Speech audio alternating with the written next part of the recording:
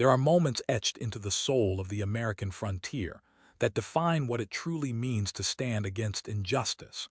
Moments when a single act of courage draws a line between civilization and cruelty, between humanity and barbarism, between those who watch suffering and those who stop it. In the wild heart of the Old West, where laws were fragile suggestions and where might often made right, where vulnerable people could disappear into suffering with no one to speak for them or defend them, one scene of unthinkable brutality would be interrupted by a stranger whose simple declaration would echo through history as a testament to what it means to be truly human. Picture a young woman tied to a fence post under the merciless sun, her wrists bound with rope that cut into her flesh, her lips cracked and bleeding from thirst, her body showing the marks of beatings and starvation, left there to suffer and possibly die by the very people who should have protected her, the family she had married into, the in-laws who saw her as property to be used and discarded rather than as a human being deserving of dignity and compassion. Picture the cruel faces watching her suffering, laughing at her pleas for water, justifying their actions with twisted logic about discipline and obedience, and a woman knowing her place. Now picture a lone rancher riding past this homestead, seeing this horror unfolding, and making a choice in that instant that would save one life and change countless others. A choice to intervene when doing nothing would have been easier and safer. Speaking four words that carried the weight of absolute conviction and unshakable moral clarity. She comes with me. Four words that would become legendary in that territory as an example of courage standing against cruelty, of strength used not to dominate but to protect, of one person deciding that some things cannot be tolerated or ignored no matter the cost or consequence, proving that heroes are not born, but made in moments when ordinary people choose to do extraordinary things, simply because they cannot bear to walk away from suffering when they have the power to stop it. The year was 1879, and the territory of Kansas stretched across the plains in endless waves of grass that moved like an ocean under winds that never ceased their blowing. This was land claimed from native peoples through violence and treaty, land promised to settlers as paradise, but delivering hardship that broke as many families as it enriched. The small settlement of Redemption Valley sat at the crossing of two trails, a cluster of perhaps 40 buildings housing maybe 200 souls who had come west seeking opportunity or escape, or simply because they had nowhere else left to go.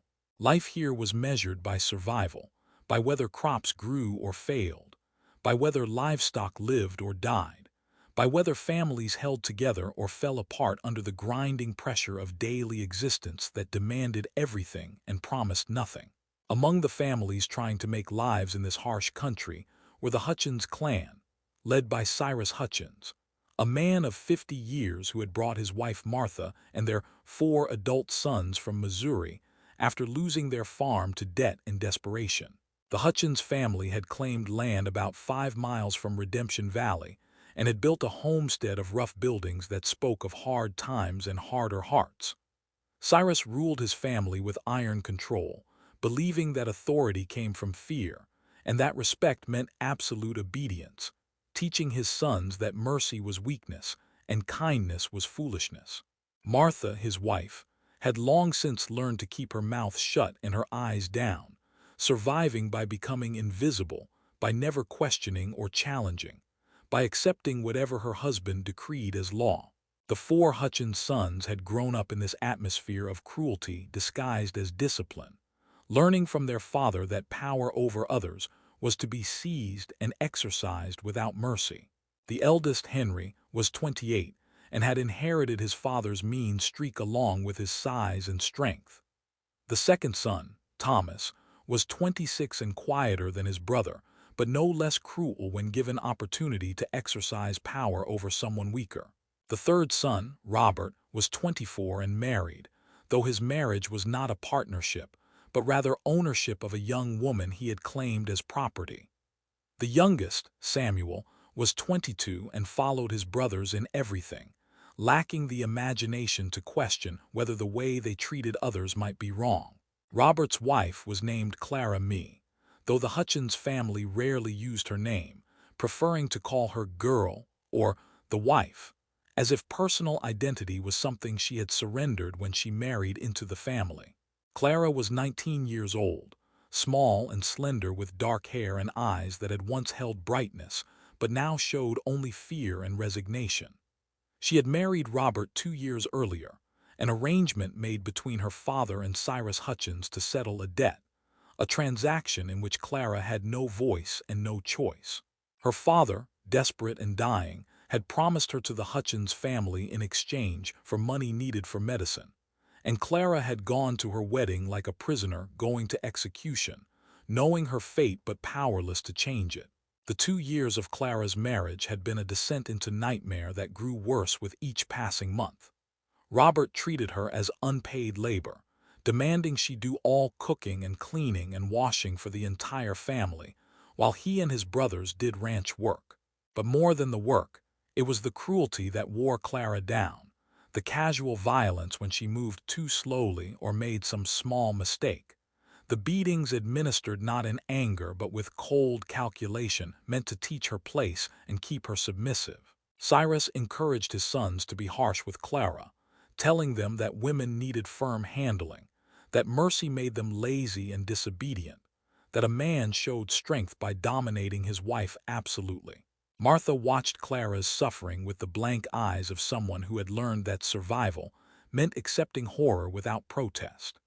The particular horror that would bring Clara's suffering to the attention of a stranger who would change her fate began on a morning in late summer when the heat was already oppressive before the sun had fully risen. Clara had been sick during the night, some stomach ailment that had left her weak and shaking, but she had risen before dawn as required to prepare breakfast for the family. She worked as quickly as her trembling hands would allow, but her illness slowed her movements and she fell behind the schedule the family demanded. When she placed breakfast on the table several minutes later than usual, Robert slapped her across the face hard enough to knock her against the wall, demanding to know why she was being lazy and useless. Clara tried to explain that she had been sick, but explanations were not welcome in the Hutchins household, where any justification for imperfection was seen as an excuse that deserved punishment rather than understanding. Cyrus declared that Clara needed to be taught a lesson about responsibility and duty, that clearly she had been allowed too much freedom and had forgotten her place. What happened next was so cruel that it defied human decency, yet it was carried out with the casual certainty of people who believed they had absolute right to treat another person however they chose.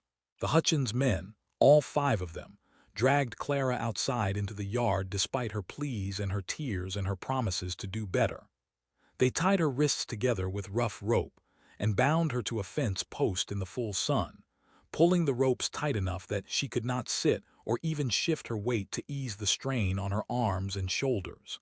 Cyrus announced that Clara would stay tied there for the day as punishment for her laziness, that she would receive no food or water, that this would teach her to remember her duties no matter how she felt. Clara begged them to reconsider, explaining that she was genuinely sick and not simply being lazy, promising that she would work harder if they would just let her down.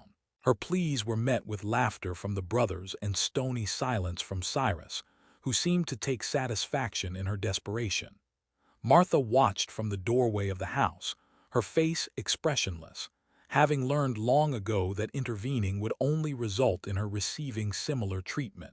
The men went about their daily work, leaving Clara tied to the fence, occasionally walking past her to make mocking comments about her weakness or to refuse her whispered requests for water. The sun climbed higher and the temperature rose into the 90s, and Clara's suffering increased with each passing hour. The ropes cut into her wrists as her weight pulled against them. Her arms ached and then went numb from being held in an unnatural position. Her throat became desperately dry. Her lips cracked and bled. Her skin burned from exposure to the sun. She had stopped crying after the first hour because she had no moisture left for tears, had stopped begging after the second hour because no one would listen.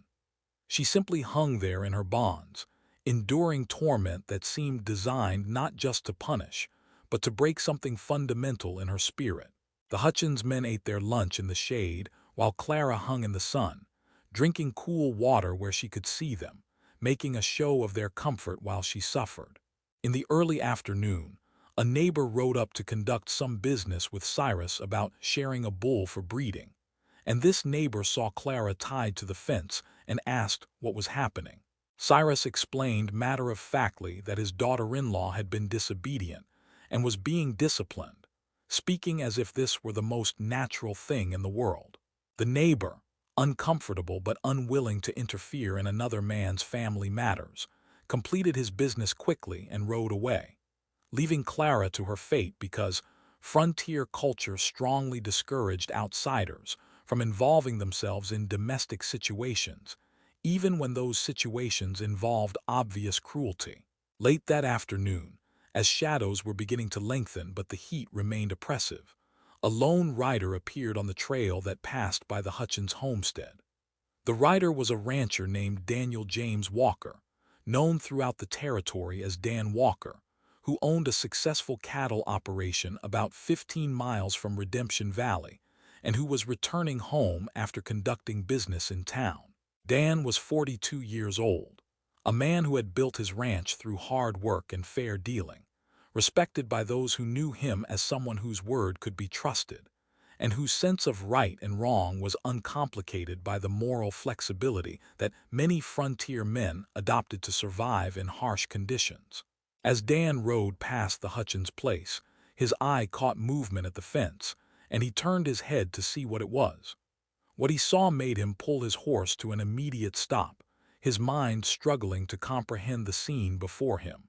A young woman was tied to a fence post, her body sagging in her bonds, her head hanging forward, her dress soaked with sweat, the ground beneath her stained dark where her blood had dripped from her torn wrists. For a moment, Dan thought she might be dead, but then he saw slight movement as she breathed, shallow breaths that suggested someone at the edge of consciousness. Dan sat on his horse staring at this sight, feeling rage build in his chest like nothing he had felt in years.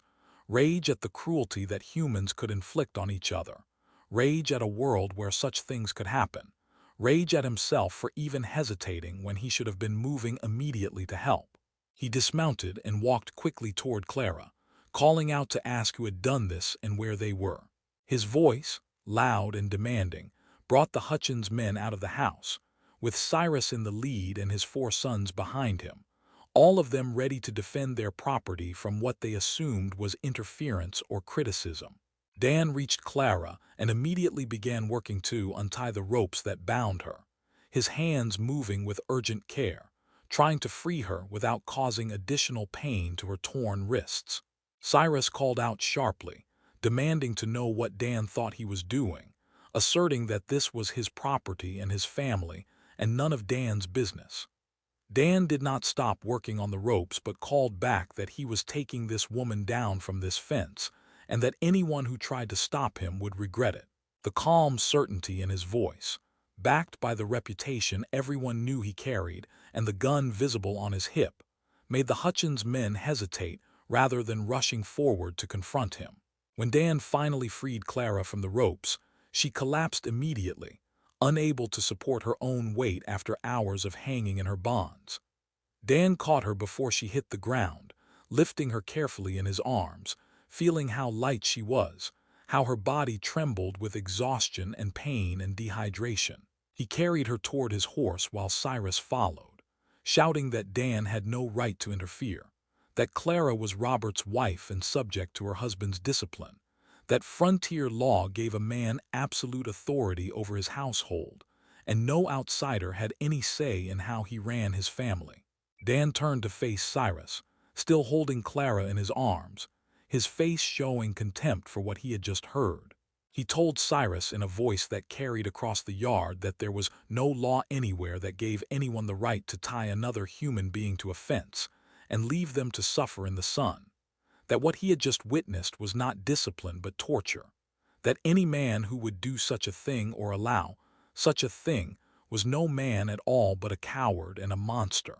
Cyrus, unaccustomed to being challenged or criticized, stepped forward with his fists clenched, asserting that Clara belonged to his family through marriage and that Dan had no authority to take her anywhere. Dan looked at Cyrus with cold eyes and spoke 4 words that would become legendary in that territory. 4 words that drew a line in the dirt and dared anyone to cross it. He said simply and with absolute finality, "She comes with me." The way he said it left no room for argument or negotiation, carried such complete conviction that it stopped Cyrus mid-step. Dan told the Hutchins family that he was taking Clara to the doctor in Redemption Valley, and then to his ranch where she would stay until she recovered, and that if any of them tried to follow him or tried to reclaim her, they would answer to him personally, and they would not like the outcome of that confrontation.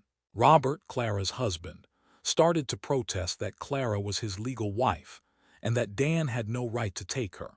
But Dan cut him off sharply, saying that any man who would treat his wife the way Robert had treated Clara had forfeited any claim to her, that marriage did not mean ownership, that being someone's husband did not give license to torture and abuse.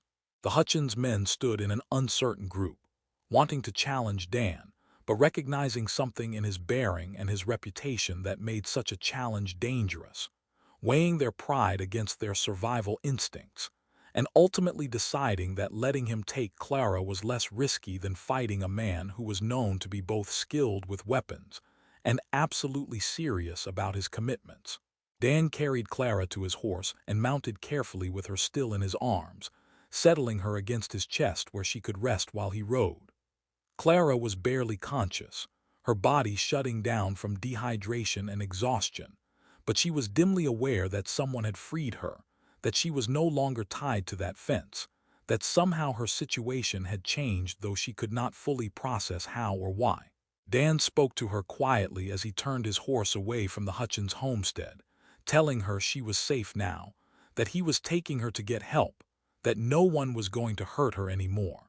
The ride to Redemption Valley took about an hour at the careful pace Dan maintained to avoid jostling Clara too much, and during that ride, he supported her weight and talked to her occasionally to keep her from slipping completely into unconsciousness. He told her his name and where he was taking her, told her that the doctor would fix her up, told her that she did not have to go back to the Hutchins family if she did not want to, that he would make sure she had choices and protection. Clara heard these words as if from a great distance, unable to respond, but absorbing them somewhere deep in her awareness, hardly daring to believe that escape from her nightmare might actually be possible. When they reached Redemption Valley, Dan rode directly to the office of Dr. Samuel Harrison, the town's only physician, and carried Clara inside, calling for the doctor urgently. Dr. Harrison, a man in his 60s who had seen considerable suffering in his years on the frontier, took one look at Clara's condition and immediately cleared his examination table, directing Dan to lay her down there. He began his examination while asking Dan what had happened, and as Dan explained what he had found at the Hutchins place, the doctor's face grew dark with anger and disgust. Dr. Harrison treated Clara's immediate injuries, cleaning and bandaging her torn wrists, giving her water slowly in small sips because drinking too much too fast after severe dehydration could cause additional problems, checking her for other injuries and finding evidence of old bruises and healed fractures that told a story of ongoing abuse, extending well beyond what had happened that day. He told Dan that Clara was severely dehydrated and malnourished, that she would need rest and proper food and medical care for at least a week before she would be strong enough to even consider what should happen next. Dan told the doctor to provide whatever care Clara needed, and that he would pay all expenses, and he asked if Clara could stay at the doctor's house during her recovery, knowing that the doctor's wife was a kind woman who could provide appropriate care. Dr. Harrison agreed to this arrangement, and his wife Esther, summoned from their adjacent house, came and looked at Clara with tears of sympathy and outrage, appalled that such cruelty could happen in their community. She promised Dan that she would care for Clara as if she were her own daughter, that the girl would want for nothing while she recovered. Dan thanked them both and told them he would check back the next day to see how Clara was doing, and then he went to the sheriff's office to report what he had witnessed, though he knew from experience that frontier law was often reluctant to intervene in family matters, and that getting justice for Clara might prove difficult or impossible. Sheriff Thomas Brennan listened to Dan's account with a troubled expression, acknowledging that what Dan described sounded terrible but pointing out that legally, a husband had considerable authority over his wife, and that proving criminal abuse rather than legitimate discipline was extremely difficult unless the victim was willing to testify and press charges. Dan argued that leaving someone tied to a fence in the sun should be criminal regardless of the relationship between the parties, but the sheriff explained that many judges would see this as a domestic matter outside the jurisdiction of criminal law. He promised to investigate and to speak with the Hutchins family, but Dan left the sheriff's office with the clear understanding that legal remedies were unlikely to provide real justice or protection for Clara. Over the following week, Clara slowly recovered her physical strength under Esther Harrison's care, eating small frequent meals that her damaged system could handle, drinking plenty of water, sleeping for hours at a time as her body tried to heal from months of deprivation and abuse. Her wrists healed gradually, the cuts closing and scabbing over, though they would leave permanent scars. Her sunburn faded from angry red to brown and then to normal color. Her body began to regain some of the weight that starvation had stripped away. But physical healing was only part of Clara's recovery, and the less visible wounds, the psychological damage from prolonged abuse and cruelty, would take much longer to address. Dan visited every day, sitting with Clara for brief periods, speaking to her gently, asking nothing from her but making sure she knew that she had options, and that he would help her figure out what to do next. Clara was initially withdrawn and fearful, flinching when anyone moved suddenly near her, struggling to meet Dan's eyes, clearly expecting punishment or demands or cruelty, because that had been her experience of interaction with men. But Dan's consistent kindness and his obvious lack of any agenda beyond helping her slowly began to penetrate Clara's defenses, and she started to speak with him, at first in monosyllables, and then in longer sentences, gradually revealing the full horror of her 2 years with the Hutchins family. She told Dan about the beatings and the starvation and the constant atmosphere of fear, about how the entire family had participated in her abuse, or at least had watched without protest, about how she had been worked like an animal while being treated as less than human. She told him about the day tied to the fence, and how she had believed she was going to die there, how she had actually hoped for death because it would mean an end to suffering. She told him that she had no family left to return to, that her father had died shortly after her marriage and her mother had passed years before, that she had nowhere to go and no resources to support herself. Dan listened to all of this with growing anger at the Hutchins family and growing determination to ensure Clara would not have to return to them. He consulted with a lawyer in Redemption Valley about Clara's legal options, learning that while she was technically married to Robert Hutchins, she could seek divorce on grounds of cruelty and abandonment, though such divorces were difficult to obtain and often socially stigmatized.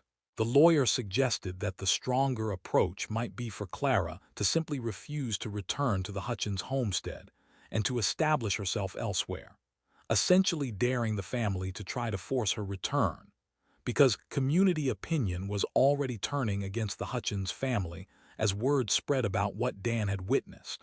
After discussions with Clara about what she wanted, Dan made a proposal. He told her that he owned a large ranch that employed several people, that his housekeeper had recently retired and moved to be with family, and that he needed someone to manage his household. He offered Clara the position, with private quarters in his ranch house, wages, and most importantly, his protection against anyone who might try to harm her or force her back to the Hutchins family. He made clear this was a straightforward employment offer, that he expected nothing from her beyond household management, that she would have complete independence and safety. Clara, who had learned to distrust offers that seemed too good to be true, asked Dan directly why he was doing this, why a stranger would go to such lengths to help someone he did not know. Dan was quiet for a long moment before answering, and when he spoke, his voice carried old pain. He told Clara that he had grown up watching his own mother suffer abuse from his father, watching helplessly as a child, while his mother was beaten and degraded, powerless to protect her. He told Clara that his mother had eventually died from injuries his father inflicted, and that Dan had left home shortly after, unable to remain under his father's roof. He told Clara that he had vowed as a young man that if he ever had the power to stop someone else's suffering, he would do so without hesitation, that saving her was partly about her, but also about honoring his mother's memory by doing what no one had done for her. Clara, moved by Dan's honesty and recognizing the genuine pain behind his offer, accepted the position, agreeing to go to his ranch when Dr. Harrison cleared her for travel. She felt a mixture of hope and fear. Hope that perhaps she might actually escape her nightmare and build some kind of life. Fear that somehow the Hutchins family would find a way to drag her back, or that this new situation would prove to have its own hidden dangers. 2 weeks after Dan had found Clara tied to that fence, Dr. Harrison declared her well enough to leave his care, and Dan arrived with his wagon to transport her to his ranch. Clara said goodbye to Dr. Harrison and Esther with genuine gratitude for their kindness, and she climbed into the wagon beside Dan for the 15-mile journey to her new home. As they rode across the Kansas plains, Dan pointed out features of the landscape and explained the layout of his ranch, giving Clara information about what her life would look like in this new place. Dan's ranch was considerably more prosperous than the Hutchins homestead, with good buildings and well-maintained fences and cattle grazing across extensive grassland. The ranch house itself was a solid 2-story structure with multiple rooms, built to last and maintained with obvious care. Dan showed Clara to the housekeeper's quarters, a private room on the first floor with a real bed and a dresser, and a window that looked out over the prairie. He explained the household routines and what her responsibilities would include, making clear that she should work at whatever pace felt comfortable, and that he was not expecting perfection, but simply honest effort. The first weeks of Clara's new life were a period of adjustment and healing, both physical and emotional. She threw herself into her work, cleaning and cooking and managing household tasks with determination born partly from gratitude and partly from deep fear that if she did not prove her value, she would be sent back to the Hutchins family. But Dan noticed her anxiety and spoke to her about it directly, telling her that her position was secure regardless of occasional mistakes, that he valued her well-being more than perfect housekeeping, that she needed to understand she was safe and not performing for her survival. Dan's ranch employed several cowboys who worked the cattle and maintained the property, and he made absolutely clear to all of them that Clara was under his protection, that she was to be treated with complete respect, and that any man who made her uncomfortable or spoke to her inappropriately would be fired immediately and personally escorted off the property. The men, who respected Dan and did not want to lose good employment, treated Clara with careful courtesy, tipping their hats when they saw her and speaking politely but maintaining appropriate distance. As months passed, Clara began to relax into her new life, to believe that perhaps she really was safe, that Dan's protection was genuine and not temporary. She began to smile occasionally, to show glimmers of personality that had been crushed during her marriage, to take interest in things beyond mere survival. Dan noticed these changes and felt satisfaction at seeing Clara gradually emerge from the shell of fear and depression that had encased her when he first found her. The relationship between Dan and Clara remained strictly professional during this period, with clear boundaries maintained by both parties. Dan was careful never to make Clara uncomfortable, or to give any indication that he expected anything beyond the household management they had agreed upon. But as they shared meals and occasional conversations, a mutual respect began to develop, a recognition that they were both people who had suffered in their pasts and who understood the value of safety and dignity. The threat of the Hutchins family remained in the background of Clara's awareness during this time. Robert Hutchins had made several attempts to contact her, sending messages through townspeople demanding that she return to him, asserting his rights as her husband, threatening legal action to force her compliance. Dan had intercepted these messages and had replied on Clara's behalf, making absolutely clear that Clara was not returning, that any attempt to take her by force would be met with whatever resistance was necessary, and that the Hutchins family should consider their marriage over regardless of what the law technically said.